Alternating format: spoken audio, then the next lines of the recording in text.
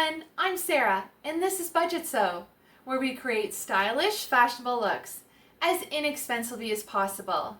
Today is December 13th, and the 13th day of VLOGMAS. VLOGMAS is a holiday event where YouTube creators, such as myself, post a video every day in December leading up to Christmas. Today, we are going to make salt dough Christmas ornaments. Just a quick note before we get started. Today, I'm wearing McCALL'S 7869. The link to the video with that sew along is right here at the top of the screen. I got the idea for this craft from my McCALL'S Needlework and Craft Annual, Volume 3, that was published in 1952. For all those thrifters and sewing collectors, I bought this McCALL'S Needlework and Craft Annual for $2 at Good Value Thrift Store in London, Ontario. While in this store, I found an additional 2 McCALL Needlework and Craft Annuals from 1950 and 1951, as well as 22 McCALL'S Needlework and Craft magazines from the 1950s through the 1970s. This craft is based on Lesson 9 in the annual, Pottery. It said, pottery dishes and costume jewelry made from natural, oven-firing, and air-drying clay. Roll and cut it like cookie dough. Shape it and mold it with your own deft fingers. Make it for the simple pleasure of creating. For the extra dash, the unusual touch to your home decoration, your costume, or your gift giving. In a previous video, I made a brooch and a leaf bowl from salt dough rather than using clay, as recommended in this annual. The link to the video with the leaf bowl and brooch is right here at the top of the screen. I found salt dough very easy to work with, and it rolled out just like cookie dough. So I thought that this craft would be perfect for Christmas tree ornaments. The salt dough ornament recipe called for 4 cups of flour, 1 cup of salt, and 1.5 cups of warm water. I added all 3 ingredients into a large bowl and mixed it up by hand. The instructions said, knead until dough is firm and smooth. Roll out dough and cut desired shapes. Bake at 300 degrees until dry, approximately 1 hour. Cool completely. My arms were getting quite the workout kneading this dough.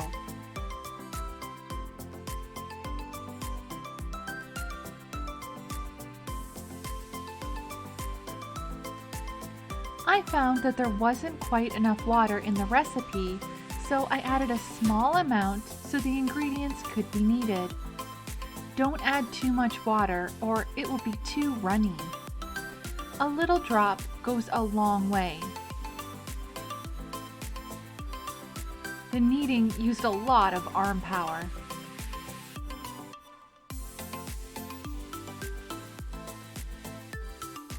This recipe made a lot of dough for this project. I should have halved the recipe. Next time, I'll try 2 cups of flour, 1.5 cups of salt, and between 3/4 and 1 cup of water. I kept adding water until all the ingredients were combined and the dough could be rolled. I think that if I had added the right amount of water to begin with, I wouldn't have had to knead the dough so much.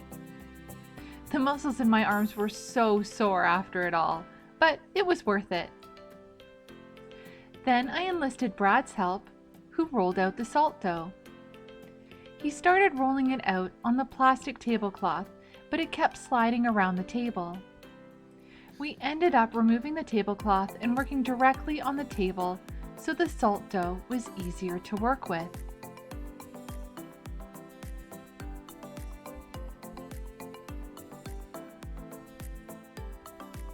Once the dough was rolled out to an even thickness, between 1/8 of an inch to 1/4 of an inch, we used cookie cutters to mark the dough. Since our dough was a bit thick, the best cookie cutters were the ones that did not have tops, only sides.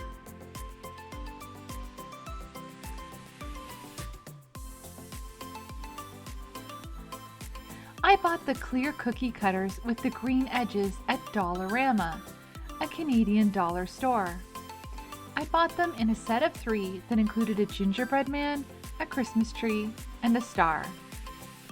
The metal cookie cutters that included a heart, a big gingerbread man and woman, were from the bulk barrel.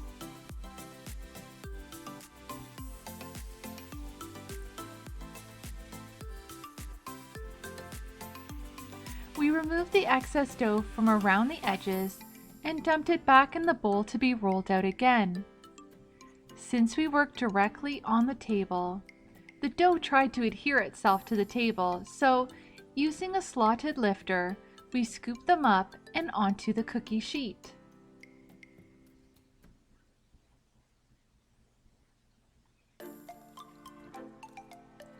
When placing your salt dough ornaments onto the cookie sheet, be sure to add a little bit of space in between each one. You don't need a lot, but you don't want them baking together and then getting stuck together.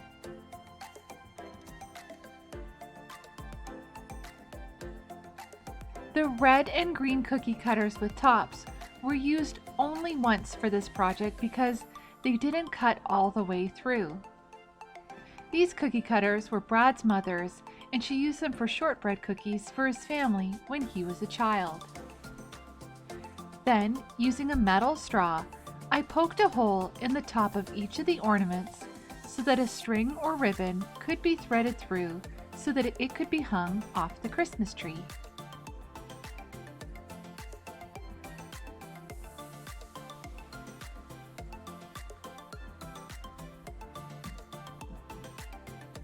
The McCALL'S annual had a great tip when working with clay that could also be used for salt dough.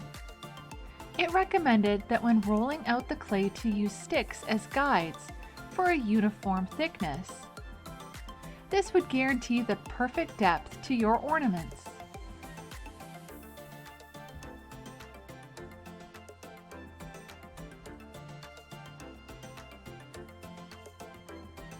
My last step was to place the cookie sheets in my oven that was preheated to 300 degrees and bake them for 30 minutes. If your ornaments are starting to brown before the 30 minutes are up, pull them out of the oven because they're done. Don't let them burn.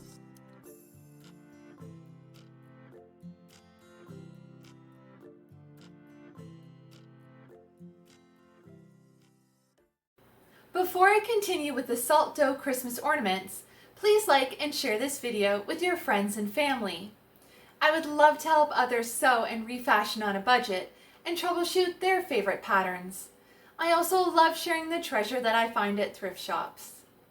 If you'd like to see more from BudgetSew, please subscribe and make sure that the bell is on so you receive a notification when I release a new video. Follow me on Twitter, Instagram, and Facebook at BudgetSew. Now, back to the ornaments.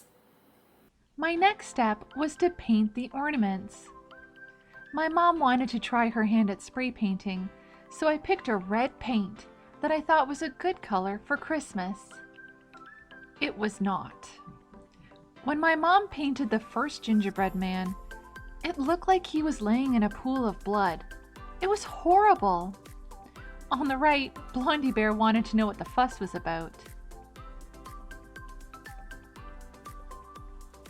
Then we tried another red, this time with a bit of purple, but it was no good. In the end, I chose to use chrome spray paint. I seem to have the best luck with that color. These ornaments will now match my pine cones from an earlier video. The link to my chromed pine cone ornaments video is at the top of the screen.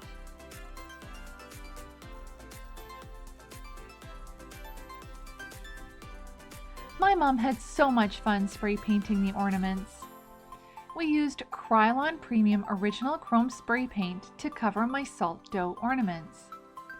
You may remember this spray paint from my McCALL'S Craft Decorate Eggs video, where I spray painted eggs and covered them in sparkling decals, metallic tape, and purple and silver ribbon. They looked fantastic after the Krylon Premium Original Chrome Spray Paint saved the day. The link to my McCALL'S Crafts Decorate Eggs video is at the top of the screen.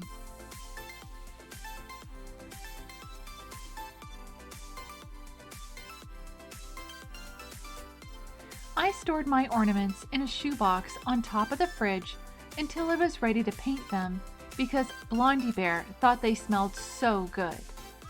I didn't want her eating them and upsetting her tummy. Just a note, Blondie Bear has no interest in the ornaments now that they're painted. Once the ornaments were dry, my mom flipped them over so that they could be painted on the other side. I wanted both sides to be covered since they were going to be hung from the Christmas tree.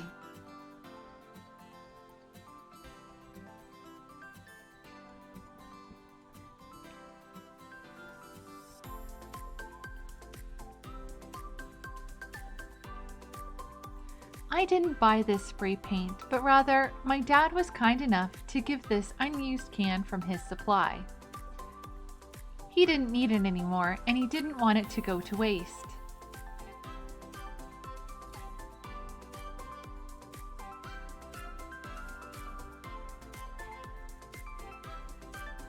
This spray paint had excellent coverage. Be sure to read all the instructions before using this product or another spray paint, and make sure that you are in a well-ventilated area when painting. We spray painted the ornaments outside and wore masks while doing so. My last step was to attach a ribbon so that these ornaments could be hung from my Christmas tree. I cut a 10-inch piece of white gift ribbon and threaded it through the hole in the top of the ornament.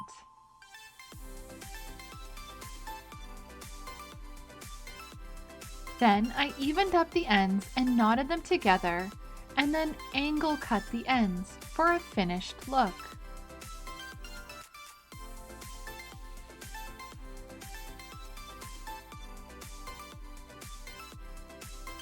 I bought this roll of curling ribbon that was 600 feet or 183 meters at Dollarama for $1.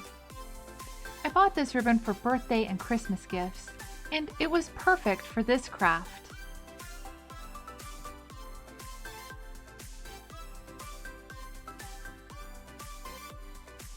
You can use whatever you like to hang these ornaments.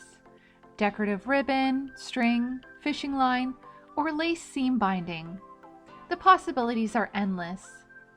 Choose whatever you think looks best to make this craft uniquely yours.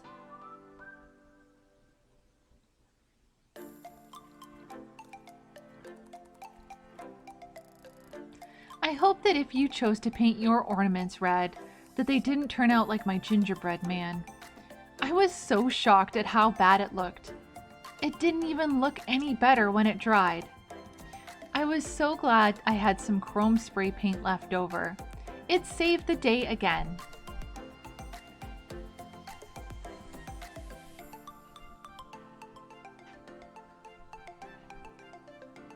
Here are the finished ornaments.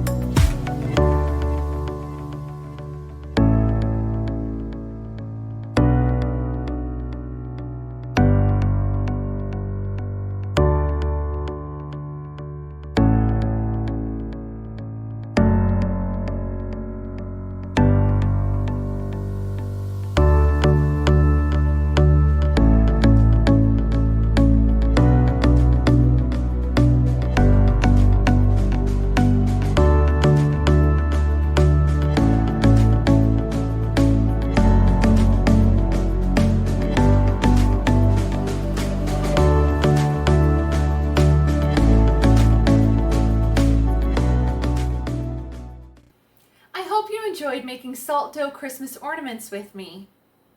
Please like and share this video with your friends and family.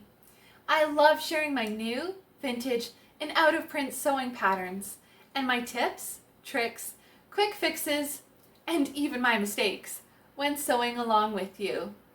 I also love sharing my wonderful fabric finds that I thrifted from charity shops, as well as brand new fabric online and in-store.